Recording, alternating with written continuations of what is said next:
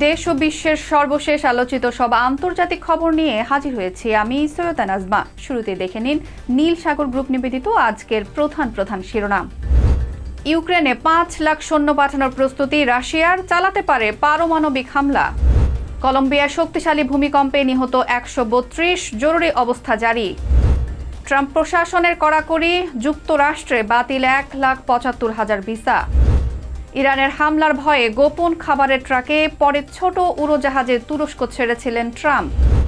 এবং ফিলিস্তিনিদের উৎপাদিত পণ্য অবৈধভাবে ইউরোপে পাচার করেছে ইসরায়েল।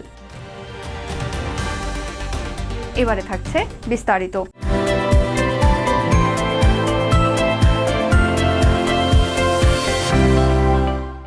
ইউক্রেন যুদ্ধ আরও ভয়াবহ রূপ নিতে পারে এমন আশঙ্কায় প্রকাশ করেছেন ইউক্রেনের প্রেসিডেন্ট ভলোদিমির জেলেনস্কি। তার দাবি, ইউক্রেনে নতুন করে ৫ লাখ সৈন্য পাঠানোর প্রস্তুতি নিচ্ছে রাশিয়া।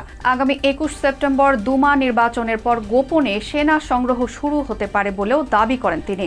এদিকে তুরস্কের হাকান ফিদান সতর্ক করেছেন, যুদ্ধ দীর্ঘ হলে রুশ প্রেসিডেন্ট ভলাদিমির পুতিন পারমাণবিক অস্ত্র ব্যবহারের পথে যেতে পারেন।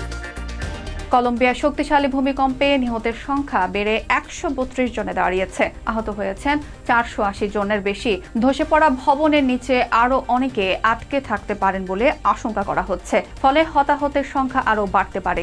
ভয়াবহ এই ভূমিকম্পের পর দেশটিতে জরুরি অবস্থা ঘোষণা করা হয়েছে।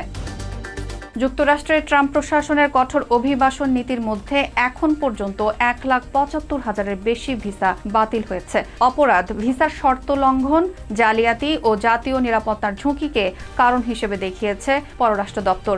মাদক, চুরি, সহিংসতা, যৌন নিপীড়ন সহ গুরুতর অপরাধের অভিযোগেও অনেকের ভিসা বাতিল করা হয়েছে।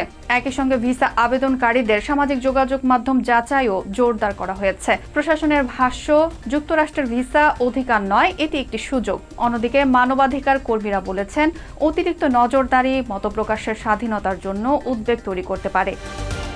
ইরানের সম্ভাব্য হামলার আশঙ্কায় তুরস্ক ছাড়ার সময় মার্কিন প্রেসিডেন্ট ডোনাল্ড ট্রাম্পকে গোপনে সরিয়ে নেওয়া হয়েছিল বলে জানিয়েছে ওয়াশিংটন পোস্ট। প্রতিবেদন অনুযায়ী ৮ই জুলাই আঙ্কারা থেকে ট্রাম্প প্রথমে পুরনো এয়ারফোর্স ওয়ানে ওঠেন। পরে ক্যাটারিং ট্রাকের আড়ালে তাকে ছোট C-32A উড়োজাহাজে নেওয়া হয়।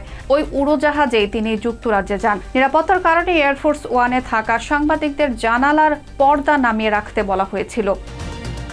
অধিকৃত ফিলিস্তিনি ভূখণ্ডের অবৈধ ইসরায়েলি বসতিতে উৎপাদিত পণ্য ইউরোপের বাজারে সরবরাহের অভিযোগ উঠেছে।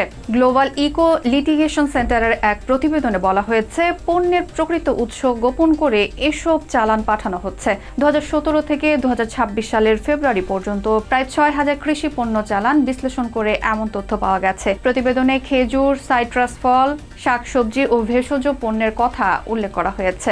উৎস গোপনে ভুয়া ঠিকানা ব্যবহার ও বিভিন্ন পণ্য মিশিয়ে রপ্তানির অভিযোগও রয়েছে। প্রিয় দর্শক, আজ এ পর্যন্তই। আবার দেখা হবে আন্তর্জাতিক অঙ্গনের নতুন কোনো আপডেট নিয়ে। এতক্ষণ সঙ্গে থাকার জন্য ধন্যবাদ সবাইকে।